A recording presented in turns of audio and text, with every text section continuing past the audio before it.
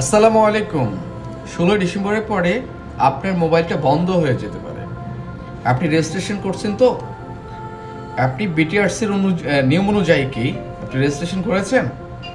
তবে হ্যাঁ, বিষয়টা হচ্ছে আগামী 16 ডিসেম্বরের পরে যে সকল আনঅফিসিয়াল মোবাইল আছে সেগুলো কিন্তু ব্লক হয়ে যাবে, ব্লার হয়ে যাবে, কোনো সিম ব্যবহার করতে পারবেন না, কোনো সিমে কাজ করবে না, সেটা একটা খেলনা মোবাইল হয়ে যাবে। অতএব আপনি আপনার মোবাইল ফোনটা কি হারাতে যাচ্ছেন?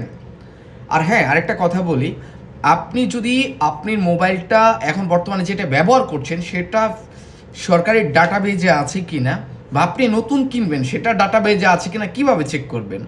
চেক করতে আপনাকে ডায়াল করতে হবে কে, ক্যাপিটাল লেটারের বড় হাতের KYD স্পেস আপনার যে মোবাইলের যে আইএমই নাম্বারটা আছে সেই আইএমই নাম্বারটা টাইপ করবেন। আইএমই নাম্বার পাঠিয়ে দেবেন 16002 নাম্বারে। আপনি যদি এইটা আপনার ডাটাবেজে আছে কি না সাথে সাথে কিন্তু ফিরতি একটা রিপিট মেসেজ পেয়ে যাবেন।